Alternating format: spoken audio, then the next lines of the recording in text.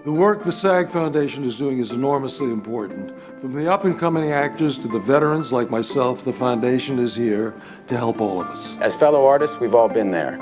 It's crucial that we remember where we came from and help out however we can. For over 25 years, the SAG Foundation has been the industry's best-kept secret, and we're out to change that. As natural storytellers, it's great that we have the opportunity to give back through the Children's Literacy Program. A disaster like Sandy really brings it home with how crucial the SAG Foundation is. Their donation drive helped so many people in need. The seminars and workshops are crucial. Working together is what makes us better.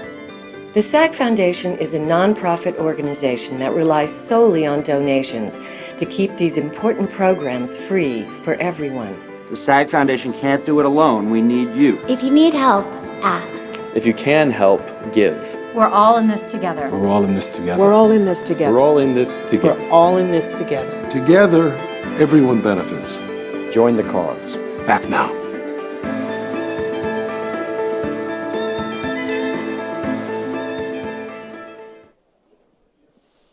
Good evening again. My name is Denise Baker. I'm the LifeRaft Program Director. Thanks, guys, for coming in the audience. Thanks you for everyone watching on the live stream. One quick announcement. We are trying to be social media conscious, which means we're on Facebook and Twitter. We ask that you follow and like us because you can gain information about upcoming events, what's going on.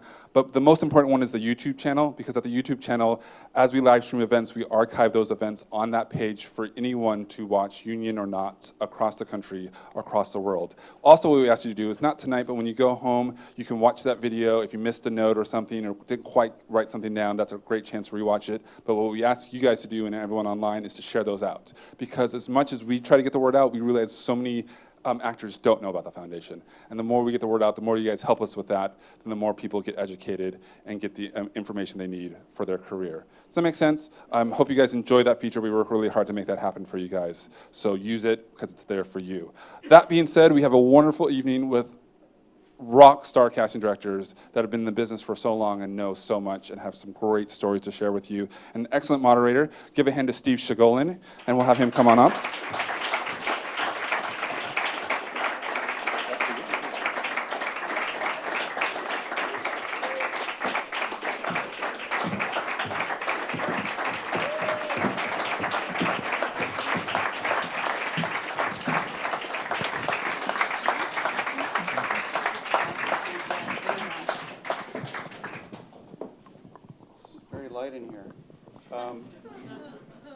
If I was an actor, would I be this nervous?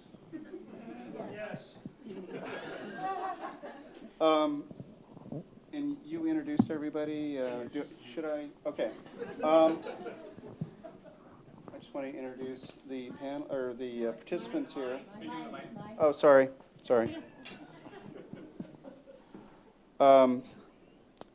John Papsidera. Is that Papsidera? Papsidera. Nominated for Oz the Great and Powerful. Also did the Dark Knight trilogy, Inception, and the new Wally Pfister film, Transcendence. I'm very curious about. Thank you. Lora Kennedy in the middle.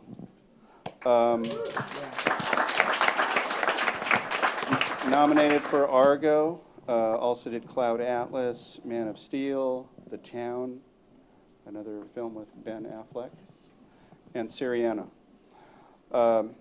Denise Chamian, nominated for Pain and Gain. Also did 3 of the Transformer movies, The Lone Ranger, Rum Diary, and The Great Debaters. Really great film. Denzel Washington movie.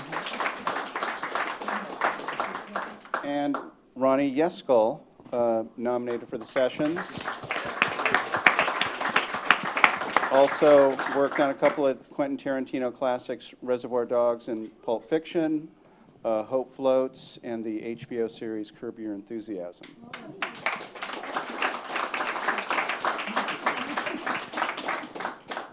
So before we get into specifics, maybe one or all of you can indulge me and let me know how you got into this profession and whether there is a tried and true path or if it's something that kind of happens in various different ways.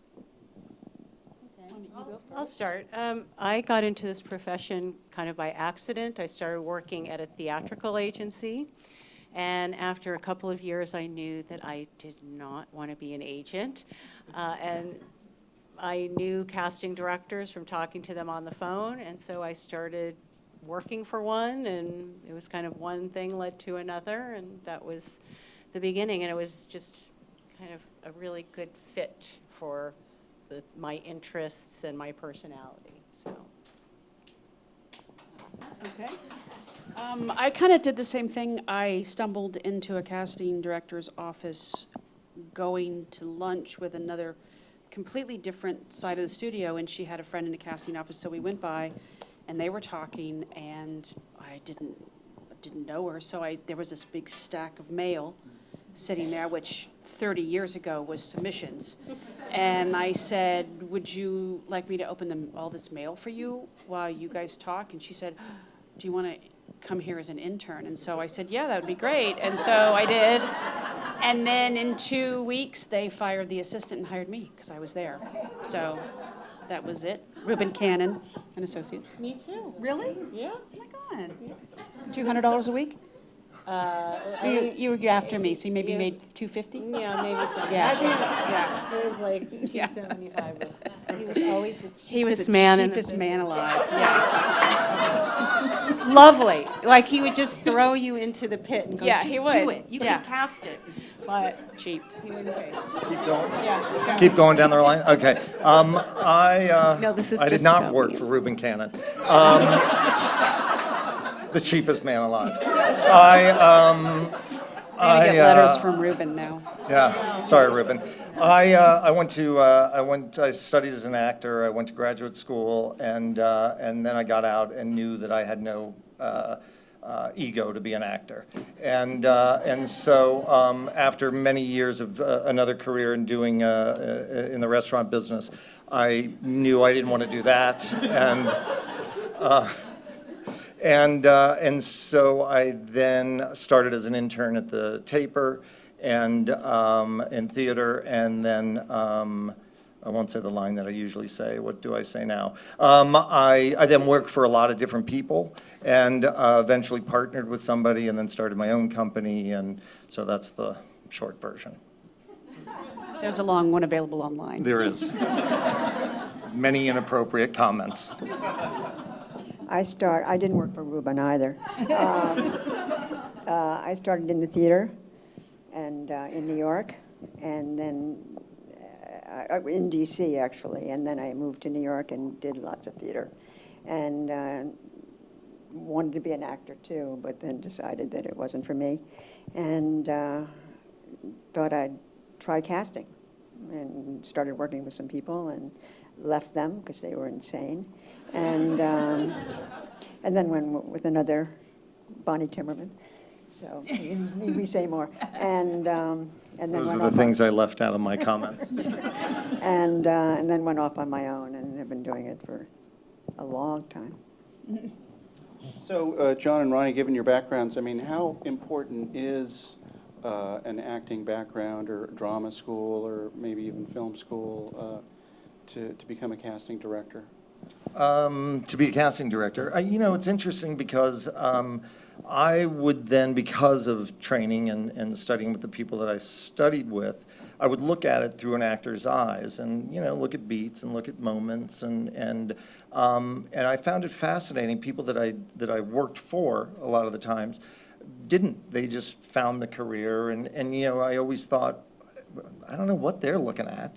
And so, it's a different perspective for me. But I also think that, by and large, it comes down to taste. And I think in hindsight now, looking back, I think I had the same taste that I started as an intern at the Taper than I do now. I don't think your taste changes necessarily. I try not let, a lot of the people that I had started out with, I noticed a lot of their own personalities kind of influence their choices. I try and keep my personality out of it to some degree. I mean, it's my show on some level, but I also try and keep my personal opinions out of it and make it about the work. And you know, I find it valuable that I had that background.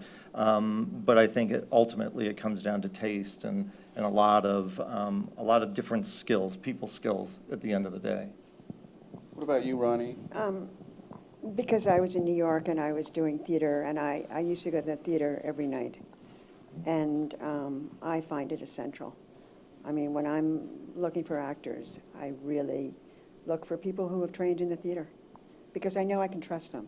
I know they know how to create a character, how to create a life for the character, how to use their body, how to use their voice. And given a script, they just know how to create a character, and that's what I look for, and I know I can trust it.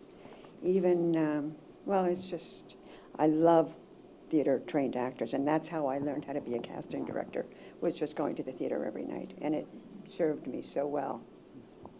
So. Well, in the 50s and 60s, you know, New York theater was the breeding ground. That was the talent pool that Hollywood drew from most often.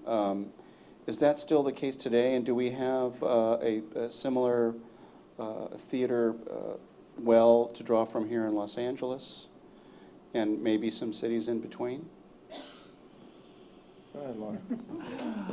I think nowadays we have to draw from absolutely every source that we have. So there's no one primary area. I mean, it used to be when we all started, probably there were 3 networks, maybe 120 movies released a year, and there was New York and London theater, really, and that was about it that you kind of kept tabs on. Now you've got to know who the top 5 actors or 10 actors are in Sweden.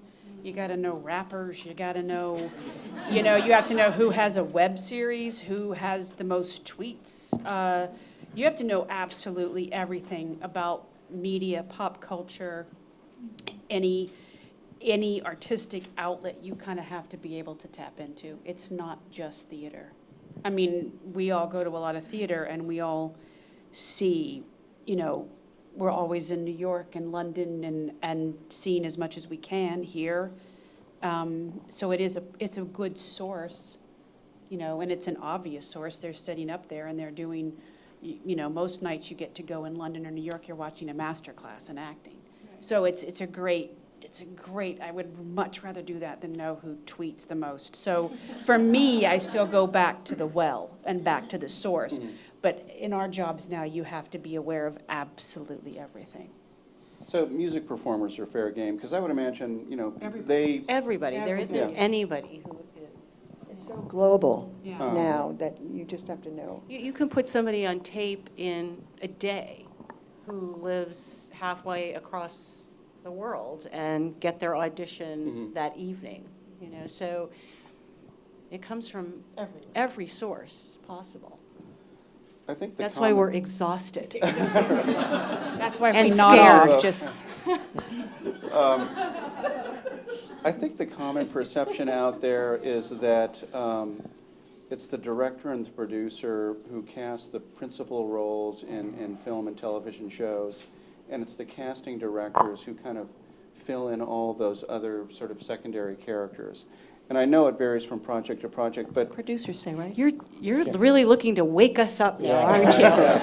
Yeah, no, fight me on this. I want to know, you know, in general, is that the situation, or does it vary from project to project?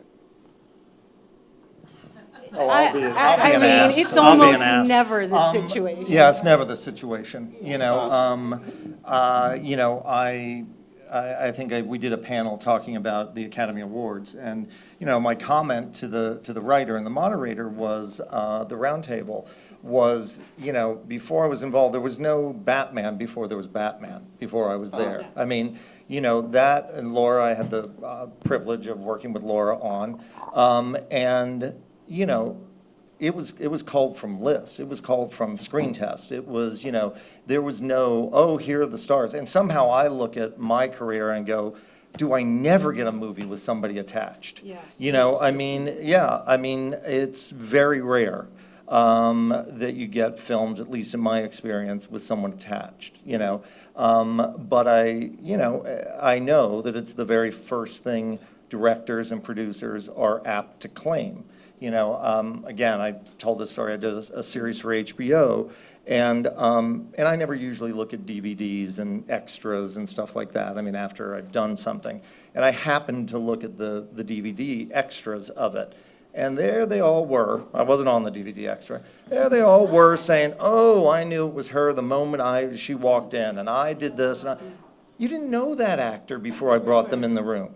And that's by and large my experience of it. Yeah. So the fact that we get marginalized into a position of, oh, we're doing day players. Right. Yeah, we do that as well as everything else. Yeah. And yeah, go ahead. But even Denise. if I do a lot of movies where one person is attached to it. Lucky you. And and even if they are, does that negate the rest of the movie? It doesn't, because you still have to find the female lead or the male lead and all the other leads around them, and then all the other speaking roles. So it is almost never the director or the producer. We have free rein to make the list, put our ideas forth, and also communicate our opinions about those actors and our point of view on who is best for the role. And I feel, greatly influence our directors and producers,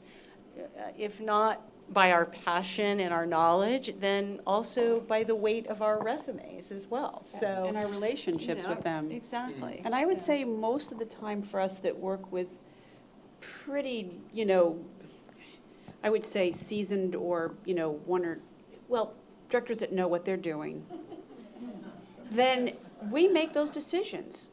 And we inform the producer and the studio to say, in terms of an approval, this is who we would like. And then everybody then signs off on that. But it's very rarely the producer just making those decisions. It's the director and us. I work mostly in independent film, and I can spend close to a year trying to attach talent to get a movie financed. And they won't pay you. Oh, No no. pay. No, She gets they'll no pay. pay for that. They'll pay, because I won't work for free anymore. But I have worked on plenty of movies for free because I'm passionate about them. But it takes a lot of work to cast an independent feature that nobody is attached to. And you have to turn on. And I work with a lot of first-time directors, too, that turn out to be sometimes Quentin Tarantino and other people, and Ben Lewin, who just did The Sessions. And that took almost a year to cast, because we went through the names, and nobody even probably read it because it was a low-budget independent. And then one day I'm sitting there thinking, and I went, oh my God, it's John Hawkes. And it turned out to be John Hawkes, who was brilliant in it. But, it's just very difficult to get agents to help you when there's no money. And it just takes a lot of time, huh? Are the days past when people like Marion Doherty and Lynn Stallmaster held sway and some fairly prominent positions in terms of influence in who would get cast in a movie? As we all might know, Miss Doherty was head of casting at Paramount and then at Warner Brothers. At one point, I saw this in a documentary recently, Casting By.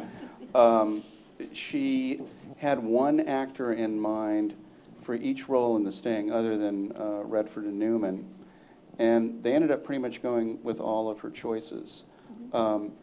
Is that sort of the glorious past, or are there still people who have that kind of influence now? I think that still happens, depending on the director you're working with and what your relationship is with him or her and how much they trust you. That can still happen, and then how much influence they have with the studio. If it's a powerful director, then you can get your choices through. There are many times when I'll say, this is the perfect person, and the director I'm working with will say, yeah, perfect, love them. It does happen. It does happen. It's just, overall, it's more difficult to get people cast now than it used to be. I'm wondering if one by one you can tell us about the process by which you were involved in the film that you're nominated for an Artios Award this year, how did you get aboard? Did you work most closely with the director, the producer, both? What's the first thing you did after reading the script? So it's a multi-question question. Sure. Well, with Pain and Gain, Michael and I had worked on The Island together and a few Transformer movies, and he was getting ready to do the fourth one. And he had me read the script about a year before called Pain and Gain. It was based on a true story of these bodybuilders who go on these crazy robbing, murdering rampages in Florida.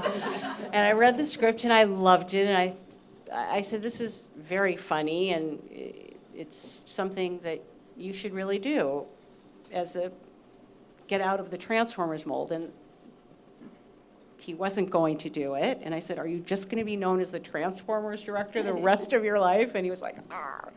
So we did it, and it was the most fun I've had in the longest time, because it was just really the two of us deciding who we wanted for every role and reading people and getting those people cast. The studio pretty much left us alone because it was a $25 million budget, and they didn't care. They couldn't believe that Michael Bay was only going to spend $25 million on a movie. So they pretty much left us alone, and it was a great experience. Not exactly a small amount of money, though, $25 million. Well, true. But for Michael, yeah, not 200 million. So I had done The Town with Ben, and then the script came up. He was looking for something because The Town had been very successful and did very well for the studio, and the studio wanted him back and wanted to get his next film. So he was reading a bunch of stuff, and they had unearthed this project that George Clooney had and had just been sitting there, and he took a look at it, and all of a sudden we were like full speed ahead. So with Ben attached, and it wasn't a huge budget, and we had had such success with the casting before, they kind of left us alone on this one as well. And we didn't really want big stars. I mean, John Goodman is a big star, and so is Alan Arkin, but they just didn't want to oversaturate the film with that. They wanted it to kind of play as real as we could. So, Ben and I just had the challenge of finding the other 130 people in the movie. So that was a huge, and the studio and no one else cared. They were just like, just make sure it's good. And we're like, okay. And so we didn't have any involvement. It was Ben and I just chopping away at it every day. So it was actually a great experience because we had the freedom to do, and we were in a community that had embraced us with the Persian community here, and people were so forthcoming with these amazing stories, these life experience stories, and it was a remarkable journey. And both Ben and I just every day would pinch ourselves and think we are so lucky, because it was a fascinating thing to go through together. So it was great. On Oz, I worked with Sam and his wife on a couple of projects. I did Drag Me to Hell with Sam, and so Sam works in a very different way than a lot of people. He's very collaborative. He likes to take a lot of input on people, and I think the process, a lot of people were involved. I mean, his producer Grant Curtis was involved, Joe Roth was involved, the studio was involved, but really when it came down to it, they all kind of defer to Sam and show him a lot of respect and a lot of leeway. And so, but in dealing with Oz, it was also, when I first read the script, I was like, it's kind of the holy grail. I mean, I still look at the original Wizard of Oz and I cry, at the when the Scarecrow leaves, and so it was a little bit like, how do we touch this, and how do we not disrespect it, and how do we, there was a lot of conversations about that, and I think even as actors, it was trying to find people that was very much like when we cast Heath in Batman, in Dark Knight. A lot of actors didn't want to touch the Jack Nicholson role, and what was in the lexicon of films. A lot of the actors didn't want to touch Wizard of Oz. So it was really about how to go about that and be respectful of the original material, yet create something new. And it was a process, but working with Sam was always creative and fun. It was a really great film to work on. I was a juror at the Topanga Film Festival when I ran into an old friend of mine, Steve Nemeth, who handed me the sessions. And the director, Ben Lewin, is Australian. So he, really didn't know anybody. We didn't have any. He had private financing, which was $600,000. And that's what we made the movie for. But it took close to 9 or 10 months. Nobody was attached. Again, as I told you, that we went through about 9 big names and nobody came back to us. And then John read it and loved it and came on. And then we went through a lot of women and then Helen Hunt came on and it was fabulous. And then it was just the two of us, Ben and I, casting the movie. We didn't have a studio and nobody bothered us, and we just had a great time putting this film together. Speaking of John Hawkes, he seemed to be very hot at the time that he made that film. He seemed to be in everything at that time. And we've gone through years where, certain actors seem to be all over the place. It's Jessica Chastain a couple of years ago. This year it's Benedict Cumberbatch and Daniel Bruhl. Are these hot streaks purely coincidental, or do filmmakers sense, they want to cast the newest, biggest thing in their movie and sort of strike while the iron is hot? I think John Hawkes is not the biggest thing that, he can't get a big movie financed, but he's one of the most brilliant actors that ever lived. He's a chameleon. He just changes form every time he takes on a role, but he's not financially viable. And I just put an offer out to him for something else that I think is just a brilliant script. And I'm hoping and praying that he takes it. But I think it goes in waves, don't you?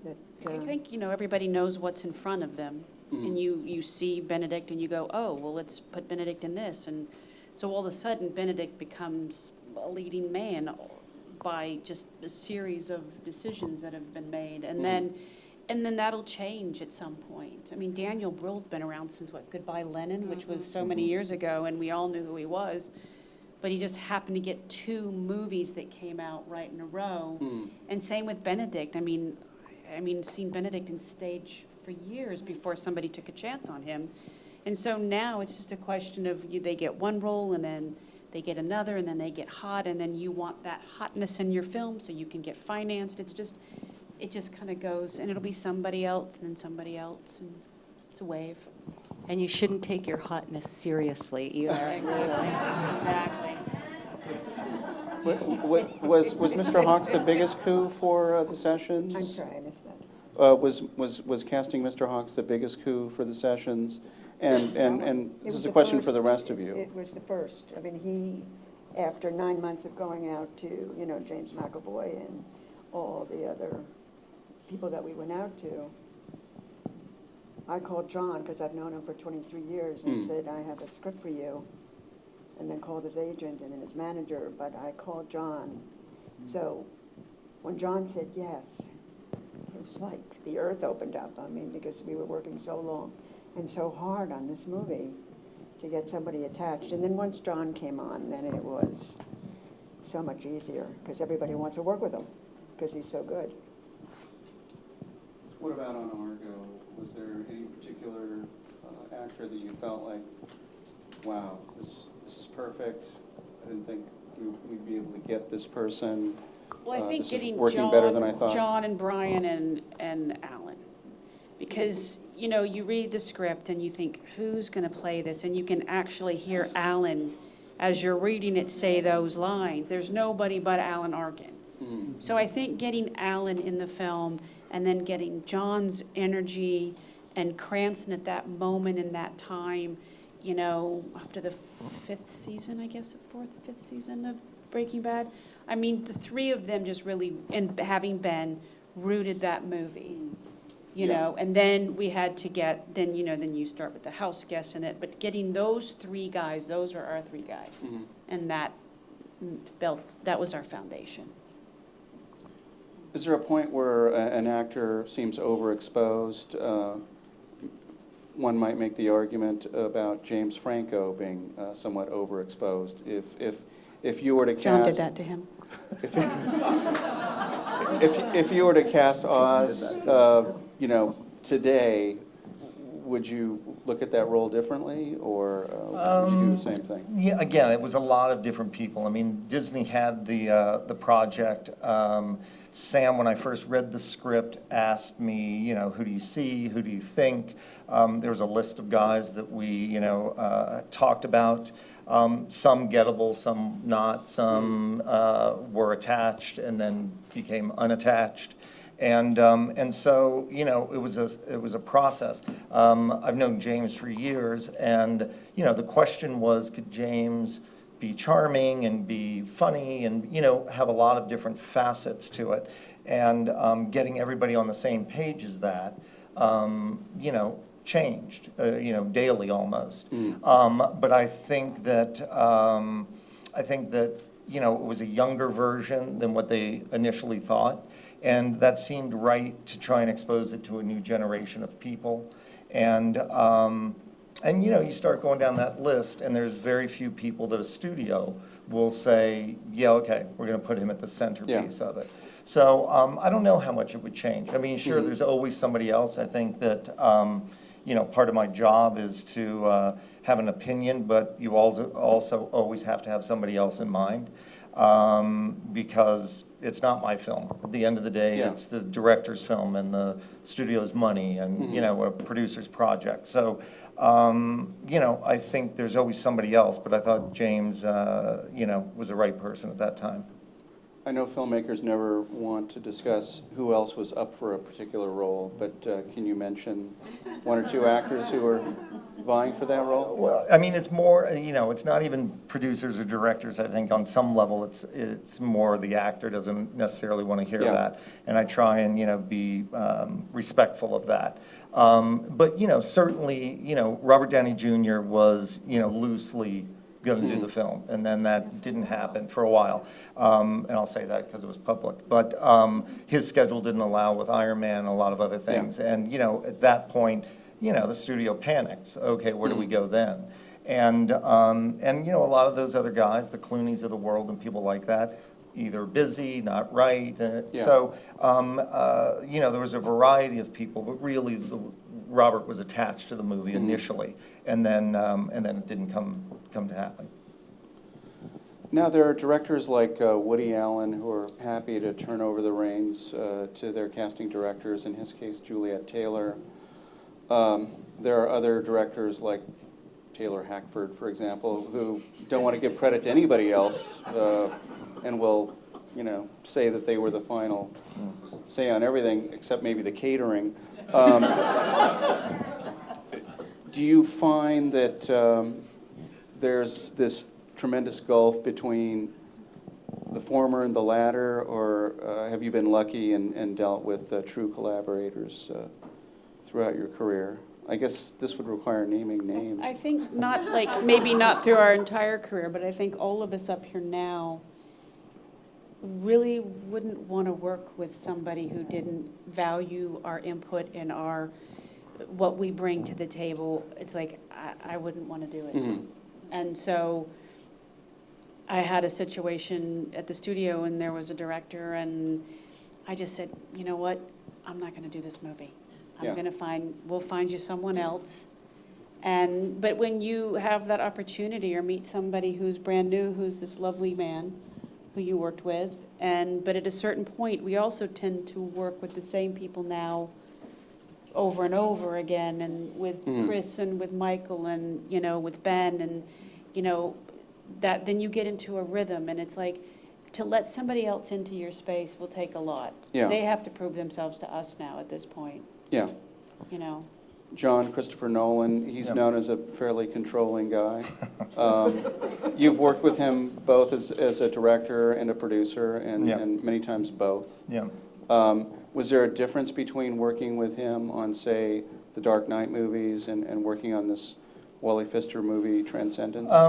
You know, I've been lucky enough to do every one of Chris's movies except one, and yeah, I don't want to talk about that.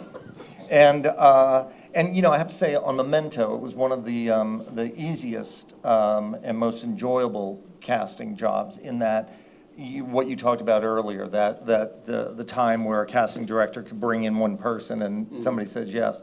Chris really gave me respect and the leeway to say, just bring in who, you know, you want me to see. And, you know, we cast that entire movie probably in 3 or 4 weeks after the initial thing of who was going to be in it. I mean, initially it was going to be Brad Pitt in the Guy Pearce role, and that fell apart. And so once Guy stepped in, it quickly went after that. You know, Chris has, I mean, one of the most brilliant men I've ever met, and has a better memory than anybody else on his sets. You know, any department head, you know, he'll quote things like, "Didn't we see him on, you know, on Batman Begins?" And I'm like, maybe we did. And, you know, and then, you know, and he'll be, "Oh yeah, we did. And so it's hard not to give him, you know, a lot of credit in that. And he certainly has become not more demanding, but more specific about things as his knowledge of actors has grown over the years and through all those films. But, you know, the greatest gift that a director, for me, can give you is that sense of trust. And the fact that Chris and I do have a trust amongst one another and between one another, and that he'll say, you know, I'll get a message back, let John decide, is, you know, is a huge, huge compliment. And that's what you work for, you know, throughout a career, at least I do with directors. You want to gain their trust. I'm blessed that I get to work with a lot of directors, as Laura was saying, again and again. Same with producers. You know, I've done multiple projects with producers. To me, that's the greatest, you know, sense of accomplishment, to find like minds that you work with and that they get you and respect you, and it's a two-way street. So it's changed over the years with Chris, but it's incredibly rewarding, and, you know, I'm honored to be respected by somebody that's that smart, you know. Did he let go a little bit more on Transcendence? I don't know if you people are aware, but Wally Pfister was Oscar-winning cinematographer on Transcendence, and has basically shot all of Christopher Nolan's films. And this is his directorial debut, but it's a big budget movie. It's a couple $100 million. It's a big stakes project. Was the dynamic different with Pfister holding the reins as a director? Yeah, I mean, I worked really closely with Wally a long time to get that movie going. I mean, you know, Ronnie was talking about how long you got to work on a project to actually see it come to life. And we worked for months and months and months. In fact, they burned through my entire deal just trying to get the movie up and going. And so it was different. It was really Wally and I and Alcon, the studio that made the film, really for a lot of months in the trenches trying to figure out who and what and how those pieces were going to go together. Chris and Emma, his wife, who's a producer on the film as well, you know, they would be involved. It'd be much more, you know, from an arm's length. They were prepping Interstellar, which we just finished. So they were busy on their own project as well, but we'd run things by them and talk to them about it. But really it was Wally, you know, at the helm of that and making decisions and trying to fit the script, not only to fit Johnny Depp, but a lot of other people and get all those pieces kind of together. Another thing I learned in this documentary, Casting By, is that Marion Doherty fought very hard for Danny Glover to be in Lethal Weapon as Mel Gibson's police partner. even though the part was not written for a black actor. And which brings me to a piece that ran in the LA Times today about a study, an Annenberg study that was done at USC about the lack of diversity in the top box office grossing films dating back, I don't know, 5 years or so. Sort of a woeful lack of representation of certain minorities. Is it the casting directors, is it part of their job to ensure that that kind of diversity is reflected in movies when you're casting a film? I don't think it's our To some degree. I mean, it depends on.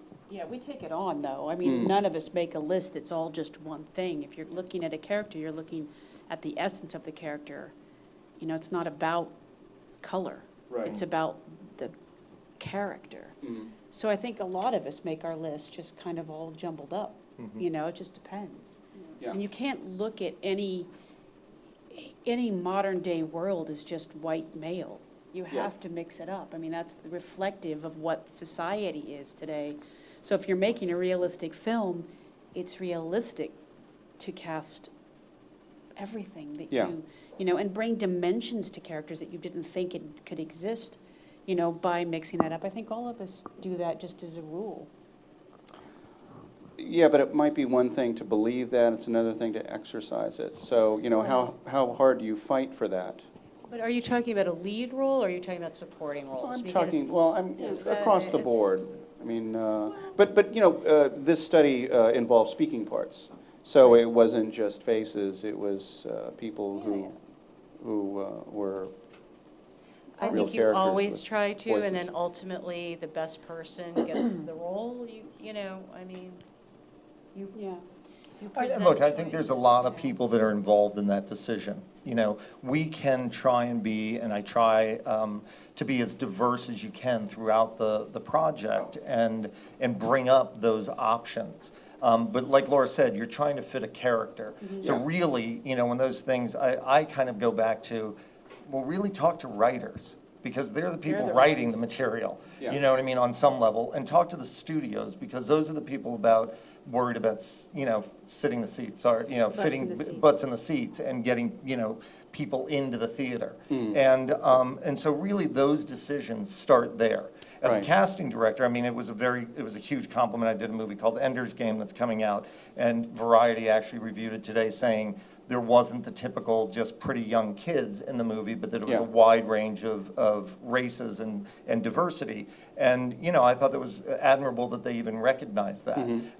But that came from an idea that we're looking at a world in the future, and we're looking at, you know, placing these people, also the source material, but placing people in the future, that it's a very different world than what we live in today. So it was a directive out of the script to some degree and out of the project, more so than it was me like, oh no, get the little, you know, the little kid that's, you know, of an ethnicity. You know what I mean? So I think it really is dictated somewhat before a casting director's involved, and we just get to enhance it on some level. But it's also like everyone's responsibility. It's not just our responsibility or the studio's responsibility or the writer's responsibility. If there is a Hispanic film that opens up on a weekend with Hispanic leads and the Hispanic community doesn't turn out, there's not going to be another one. And the same with anything, you know? So it's like, so they make a movie, My Big Fat Greek Wedding. Every woman went 4 or 5 times. So it's like, so you make that movie, then you've got to go see it, and you've got to support it, and you've got to support the actors and the filmmakers, and it's all of us have to do that. It's just not, you can't sit back and go, well, they just don't make movies for women. Then go write one. Show up when they do make one. Do you know what I mean? It's like, you have to assume the responsibility as well. It's not just us. So. Let me just ask a couple of more questions, then I'll turn it over to the audience's questions. What about typecasting? You do that a lot, don't you, John? Love it. Love it. Do you feel like it's part of your duty to kind of push against that? You know, Dustin Hoffman as Benjamin Braddock in The Graduate is a perfect example of casting against type, and it working brilliantly. Do you try to avoid that? And can you give a specific example of of an actor cast against type in one of the films that you've worked on where it really worked well? I don't think any of us want to cast, like, pigeonhole or typecast anybody. We always think, how can we do this a little differently? How can we come at this differently? Yeah, and sometimes people are just perfect for a role because of the type they are and their personality. And there are certain movies that want you to do that, and you have to know what you're casting. You have to know when you can go against type and with which roles you can do that with. I think casting, there are no rules for it. You have to be open to different avenues, and that's when you're the most successful. Yeah, and I also would say that I think, that was a different time in the world, The 70s, brought about, a lot of, amazing, amazing films. Those studios weren't run by people that are about marketing. They weren't run by people that are about publicity. And the film business has really changed. It is commercial, it is marketing, it is a lot of things that is not just a director telling a story, And so it takes away, it limits you a lot. You were talking earlier about actors and how do they, get these waves. Well, they'll get the wave until their first movie or second movie comes out and it flops. That wave's over. And that is because of studios and marketing and how do they sell the film. And, it's really about that these days. It's a product. And even big stars, you see them go all of a sudden here, and then they have a down, and it's like, oh, well, then Don't we get can't an go- Oscar. Don't put, can't put them in that movie, and then they go back up again, they come back, it's like. And also, for instance, speaking about typecasting, you're not going to take, no offense to Jesse Eisenberg, but you're not going to put him in 50 Shades of Grey. There is a time when typecasting works Has for its you, purpose. Right. Well, speaking of 50 Shades Although of Grey. I find Jesse very sexy. Jesse, if you're out there watching tonight from home. Oh, he's watching tonight, yeah. I find him sexy too. I appreciate a good brain, and talking about 60s and 70s, it seems like in those days, one of the revolutions in casting was going for that everyman look. Actors seem to have gotten prettier over the years. Do you agree? Marketing. Or marketing. I think people are prettier. I think People take care of themselves more than it's just they a different used to do. One more question, hot button issue. It's been argued that casting directors should be considered for Oscar recognition.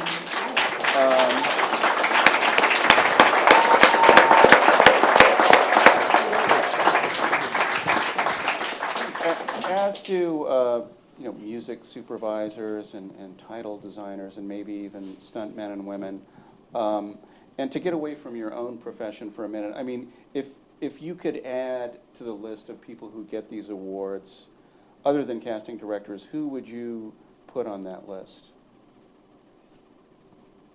I don't think we should be so stingy about anybody who contributes creatively or significantly to the making of a film. Well, I love what the Emmys do, is the Emmys have the creative Emmys. Yeah. And so it gives them the ability to embrace all of the people that bring something to the success of a project. And the Academy has a limited amount of time. They do have a technical Academy Award. Right. But it hasn't really embraced kind of a little further down on the spectrum. Right. And I think the Emmys have done a great job with that. And also, the Emmys are a bigger, more diverse body of people. The problem with the Academy is they're much older. They have. It's going to change now because they have new leadership, and it's going to be, I think, much better, more inclusive. Lovely Lora Kennedy on the board. Things will change now, and I think they're going to invite more people to be members, which is very important. Sometimes when I go to Academy events like the Foreign Film events where you watch foreign films up for Academy Awards. Literally, the audience I'm the youngest person there, and that Which is needs to hard change because they because don't understand how Old white casting guys, has changed. But it's hard because at a certain point, you have to have a certain standard by which then you've achieved that ability. And so that's usually with age. And so that's also, it's hard to say, so you should be a member of the Academy but not have achieved really anything yet. So they've set a very high standard at the Academy. And so therefore it takes us a while to get there, which is, and I do like that they have standards, but I think now what we've seen with our branch getting included, and they have been incredibly welcoming and so supportive to us, it's been overwhelming. So I think there's a new wave at the Academy, and I think it's exciting, and maybe we'll be the beneficiaries of that, and we'll see. But we're just happy to, at least have reached where we are at the moment. We're very happy. Let's open it up to the audience. Got a very good question here. What were some of your favorite movies to work on that maybe did not get critical acclaim? Any volunteers?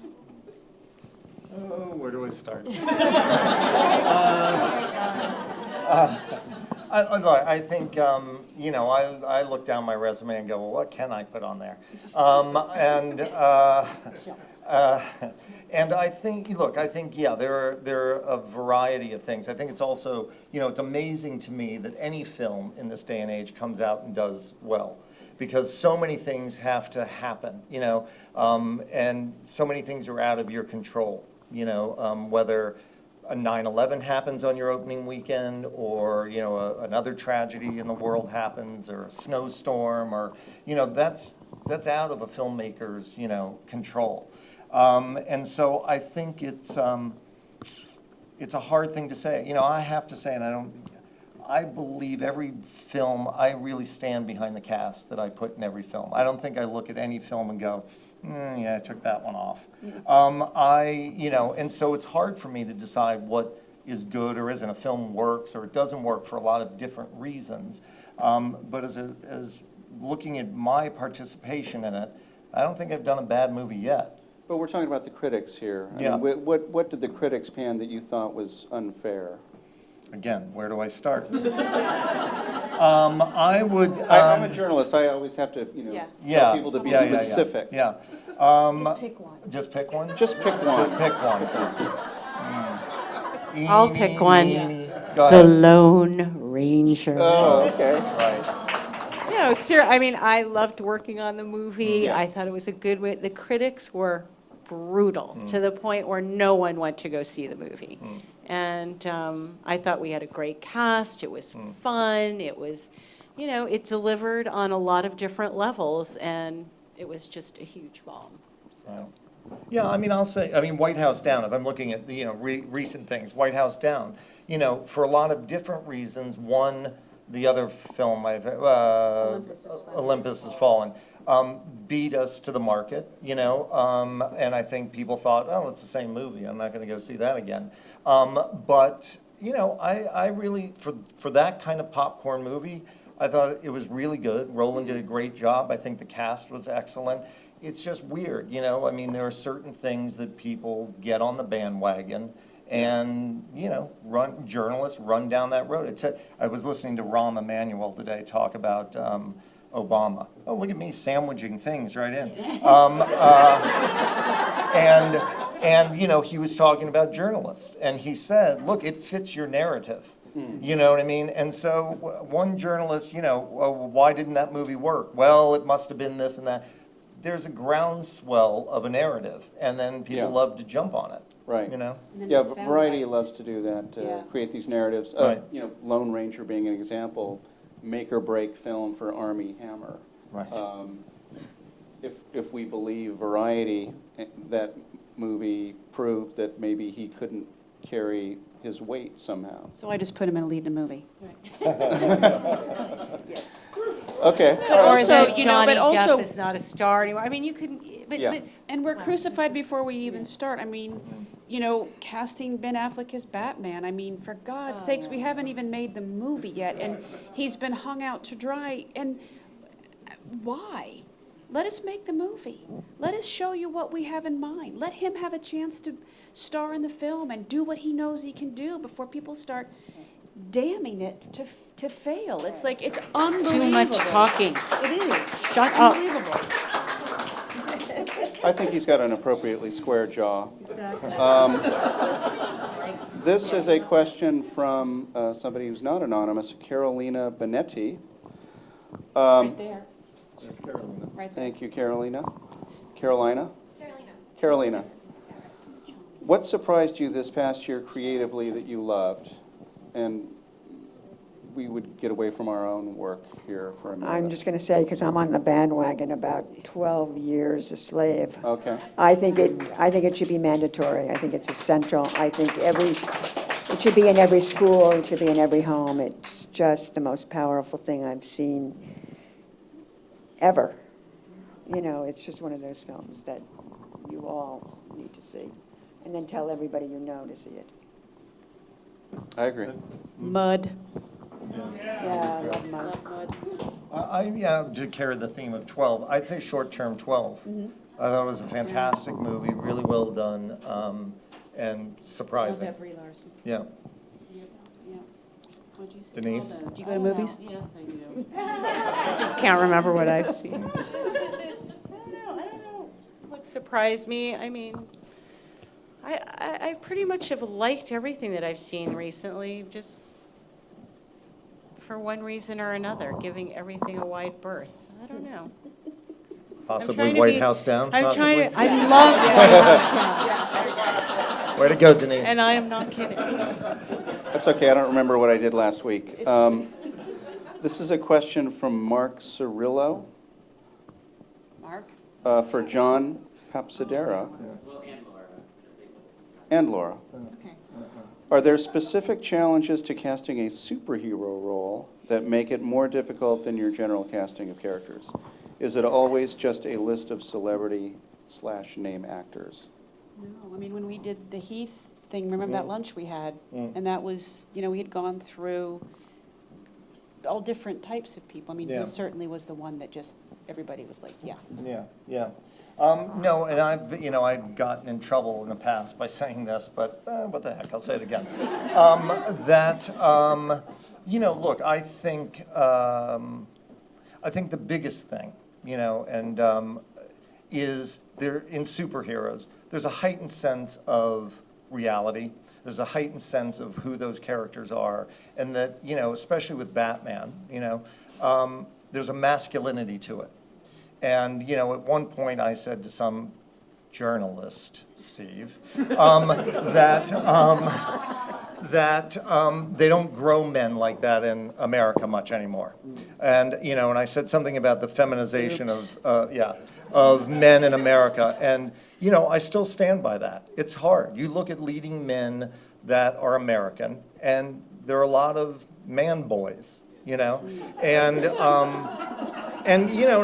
believe it's Pretty boys. What? Pretty boys. Pretty boys. Yeah. And but there's a femininity to the American male, and on some level. And I think it's why films have looked to Australia. They've looked to other countries. They still grow men as men in Australia. And I think it's a weird thing, but I think when you're in a dark room looking up at a screen, it's the same thing that John Wayne portrayed. It's the same thing that these larger-than-life characters, when a human being is in a dark room staring at, you want to be. And you transfer some kind of imagination to that character. So for me, I think, that's an essential part of an actor that can embody that bigger sense of a human being than necessarily what they are. I'll be in trouble again. From Magdalena Holland. Thank you, Magdalena. Could you talk about what makes a great audition? A very good question for this audience. Prepared. Preparation. My God. Fearlessness. Being off book, preparing your character, just being focused. I can't stress that enough. It's the worst when people come in and they're fumbling through their sides, that you should take every opportunity as your last opportunity to ever audition for something and take it very seriously. Because it's never about that audition. It's about the next audition. Because with us, we're going to see a bunch of actors. And we're going to need to bring in actors all the time. And people who show up and do well by us. And present, like, we're presenting you as a choice. And the director's like, but you don't get chosen. We're going to bring you in till someday you get chosen. We're going to try you again We're and going to again. keep trying. And so it's always about that next audition and the ability, I think, to walk out of that room, know you did your best, and then let it go.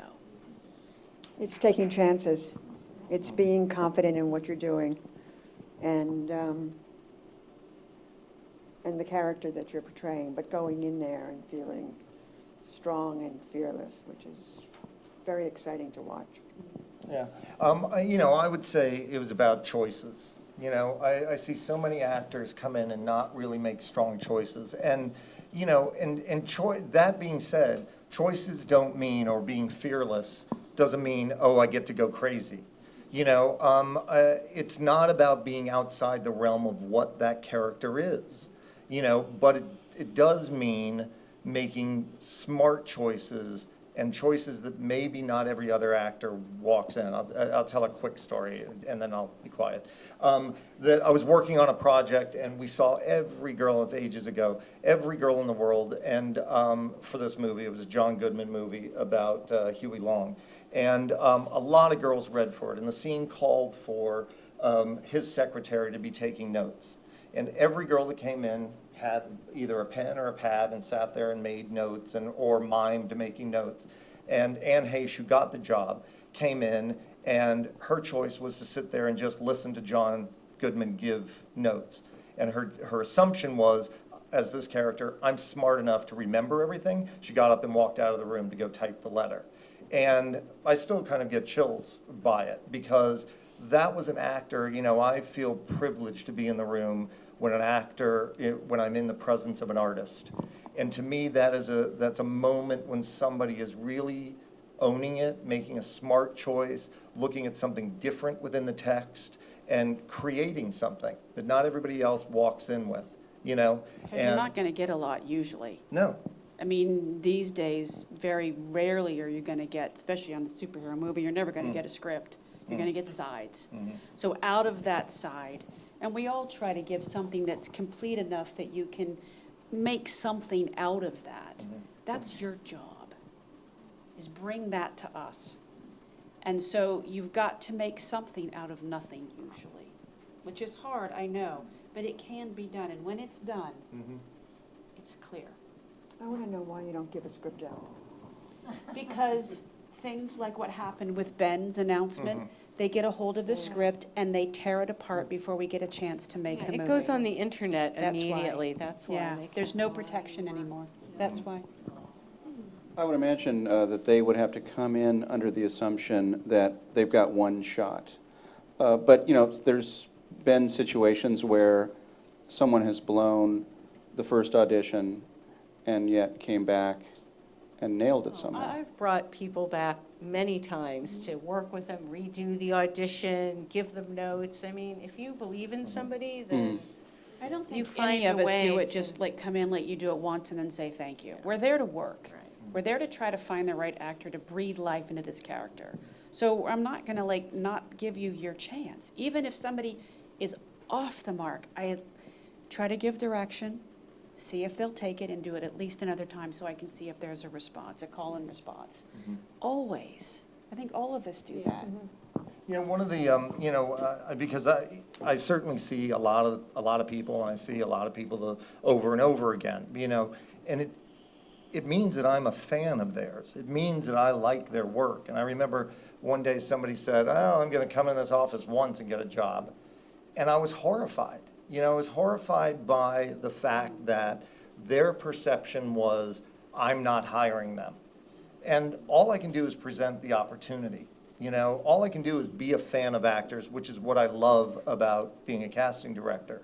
You know, I always, from the day that I know somebody to the day that I die, I can be a fan of that actor's work. Doesn't have to do with if they make me money. It doesn't have to do if they're hot in their career or not. I can respect an actor. You can never hire them. You'll That's never be right. able to hire them. Right. And you still bring them in. That's right. And you will still fight and give them an opportunity. Right. That's all we can do. All you can do. This is a question from Andrew Alden for Ronnie. When you cast different talent, do you ever stray away from your original vision of the actor? If you think that they could also fit the criteria for the role? I'm sorry, give that to me again. Do you ever stray away from your original vision for a part? All the time. That's, casting out of the box. So I'm totally open to looking different avenues for actors. How much does physicality come into it? I mean, do you have a preconception of what this character will look like? And will that dictate your decision-making? Maybe not your decision-making, but maybe where you start. You have to have some concept before you start. There is a script and a blueprint, and then, and then you try to go around it, and you try to see what works, and people come in and surprise you, and it's, 180 degrees from what you thought it would be. And yeah. A perfect example is when we were doing the sessions, and I don't know if you know what the movie, the actor who plays the movie is in an iron lung. And John Hawkes was known for Winter's Bone and for Mary, Marcy, whatever. I mean, really difficult roles. And my director didn't know him, and he, looked at him and said, "Oh my God, that guy, he's so creepy." And then he met him and fell in love with him. And John, I think, was against type of what we were looking for that role. Yeah. Wonderful movie, and all the secondary parts were fantastic, too. Thank you. Actors who I hadn't seen prior to that film. A lot of people from, the theater. But when we cast that movie, we were casting for diversity as well. Uh-huh. So we cast a lot of, it was mostly diversified. And I forgot to mention that Helen Hunt and Bill Macy were so crucial to this movie that to get it made. I'd never seen a priest with that kind of hair. Was that his? That's his hair. That's his hair? I mean, that's how he Okay. wears it all. What makes you say yes to a script? Or if you work with a certain director, it doesn't matter what the script is, you're going to work with that director? What's the deal there? For me, I love character-driven material. That's got great characters in them. It's very exciting to work on material like that for me. Anybody else? I think I have to have some connection to it. I don't know that it's an intellectual process as much as it is some visceral response, whether this works in that genre, this is people I like, these are producers that I care about. I mean, a lot of those decisions for me do come down to, because I work with the same people again and again, trying to help my friends get their movies made, you know, on some level. But then there is always we have to work so hard in getting things done. I try and believe in the movie or the project that I'm working on, because you got to go out there and sell it to agents. You got to convince managers why their clients should be in it. You have to, convince actors why they should do it for no money. Like it's a lot of a battle if you don't really believe in what you're talking about. For me, it's too tough to do. I don't know how to do that. Right. But I'm the guy that passed on. What was that thing? American, the kids and the beer and the, American Pie. Thank you. So, don't ask me. I read it and went, "What? Are you kidding me?" I can understand. I would have passed on it. Right. And then I went into a meeting one time and I said that line, and one of the producers afterwards, I got the job, and the producer afterwards said, "In spite of the fact that you threw my movie under the bus, I'm hiring you." I think there are many reasons why you decide to do it. It's not anyway. If it were just artistic, we wouldn't work. I'd be starving.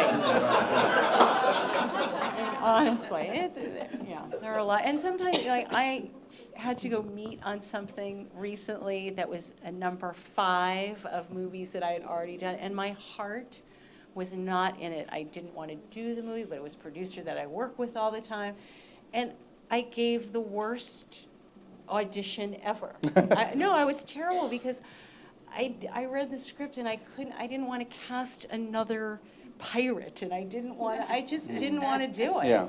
And I shouldn't have gone, but I couldn't say no to and so I went, and then I didn't get the job anyway, and so I was like, really like, oh, why did I do this? I don't know. So, I have a question for you guys. What happens when you have worked with somebody and they give you a terrible script? And I know I lost a relationship with somebody one time because I didn't want to do their movie. Good question. Yeah, I mean, It's tough. It's about loyalty that I. Yeah, you most times you do it, I guess, or Unless sometimes it's you have to offensive- say you're not offensive in some available. way. That's what you have to say, Ron. Yeah. It's what? You're not I'm not available. Yes, no, I know. You can't tell the truth. Sorry. Oh. You can't. Oh, okay. Just being honest. It is about relationships, though, isn't it? I mean, filmmakers get comfortable with certain collaborators, and they want to work with them repeatedly. And I would imagine that if you've got some competing offer, then you must be torn sometimes between the person that really just feels like you're on their team always, and this other project that might provide a challenge that is very exciting. You know, to speak to that a little bit, when I work with Gore Verbinski all the time, and when we started doing, when he talked to me about doing Rango, this animated feature, and I went, oh God, like honestly, I said, why don't you should call Ruth Lambert, because she knows how to do I don't know how to do this. And he goes, well, neither do I. I go, but I don't even understand what you're trying to do. So, and he said, you know what, we're just gonna go on this adventure together. We'll experiment, we'll do whatever. And it ended up being one of the hardest things I've ever done in my life, and one of the most rewarding things that I've ever done. So, we just kind of dove in and took a chance, even though I didn't, understand. I mean, if you're lucky enough to have your accounts all come together at once, then you're very fortunate, and you find a way to make it all work. If it's stuff that you want to do, you just kind of have to find a way and pray that they all are, kind of not stacked up. But I think it's also like who we are as human beings. You know what I mean? Like, at least for me, I find it difficult to say no to people. As a human being, I find it, I'm working on it. But that, I've done plenty of things that I feel like my friend wants me to do it. I take it personal, and it's also, but I also think that taking it personally is what also gives me passion and why I'm good at putting up the fight for them, because it is personal to me. It's not just a paycheck. I don't know how to do it. If you say no to something, you might not get another shot. Maybe. Right. Yeah, you might not. Yeah, right. This was early in my career, and it was, and I realized afterwards that I made a big mistake. Yeah. So maybe it's not personal. It shouldn't be a betrayal. It should be business. I told you, I'm working on it, Steve. Get off my back, will you? I want to follow up on, you were mentioning Rango, and I was thinking about actors who were providing voices where you don't see them. I saw a film last night called Her, and I thought that Scarlett Johansson gave the best performance of her career, despite the fact that you never see her. How often do you come across these sorts of things where it's really all about the voice? And you know, and that ability to project drama and feeling and depth and emotion isolated from the physical person. Well, Have you I have a never lot of have, experience except in that? for I mean, we've worked that on one thing. Happy Feet and Happy Feet 2. We've done a few things at Warner, so we have done them. I mean, you just have to, I mean, when we do them, I mean, my associate Christy Carlson did those movies, but in helping and work on those, you have to close your eyes. Yeah. Yeah. You That's can't the key. you can't look at anything. You just have to sit and imagine with your eyes closed. All right. When we started, I called Ruth and I called Leslie and I said, okay, you guys have to tell me, like, how do I do this? And Leslie said, the main thing is you cannot watch the actor. You have to close your eyes. And so I told Gore this. I said, Leslie says we cannot watch the actor. So what do? We have our first cast. We go through lists of people. He goes, I love this guy. I love that guy. And I'm thinking, oh my God, we're almost cast. This is amazing. So people come in and then he hears it after, and he loves all the actors, but then he hears it afterwards and he goes, this is all wrong. Everyone is wrong for this. And I'm like, what do you mean? And he goes, we have to start over. And I'm like, we have to close our eyes. That's what I said. So after that, I just put everybody on tape with the lens cap on, and we got the movie cast. It was a totally different experience. So, but I don't think in the features that we do, that's not. I've not had Unless it's anything like animation, I don't know that comes into play. Very What you're often, talking about yeah. is a voiceover, so that's Right. totally different. This is a question from Wednesday Ryan. If you were not a successful casting director, what occupational road do you think you would have traveled? I like the way you stated that.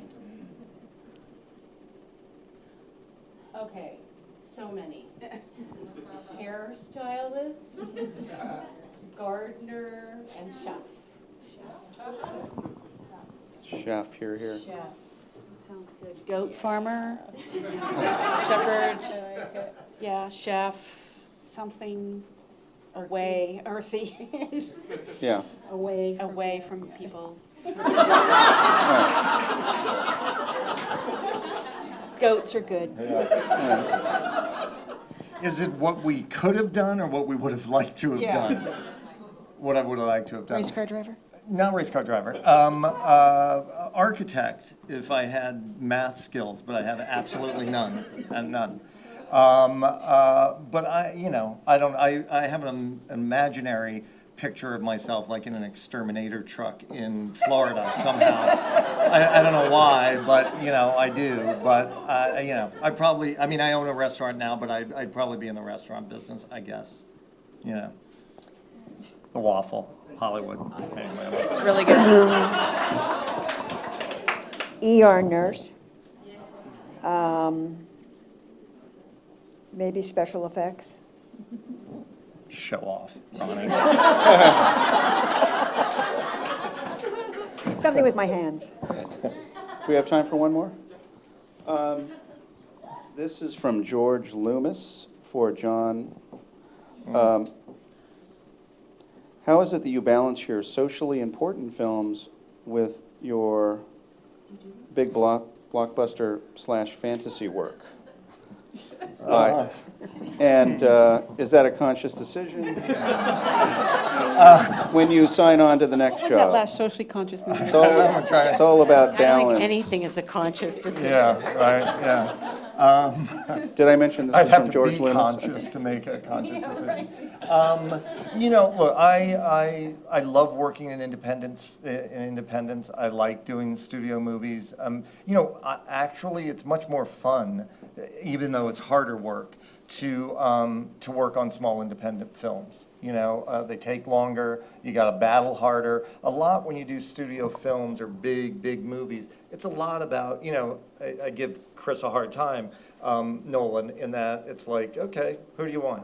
It turns into that on some level because a certain director can, get a lot of people. So it's then about list making, it's about making offers, it's a different process. It's not about bringing actors in the room and see what they create, which you get to do on smaller films, and so it's a different thing. But you know, I just try and pick things that I respond to, that I have, you know, like I said earlier, some kind of visceral response to. Yeah. Last question from Lean Ritchie for Lora. Thanks, Lean. I can't read with my... See, I put them on because I wanted to see all of you out there.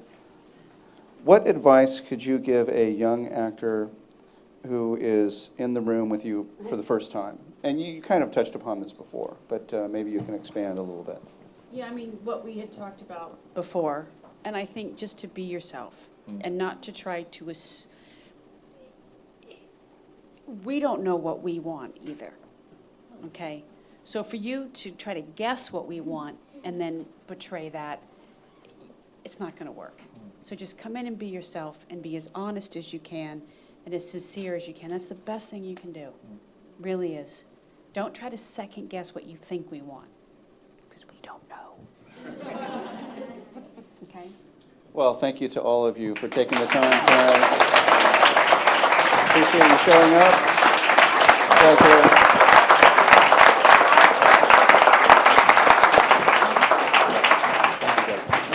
Mike's on the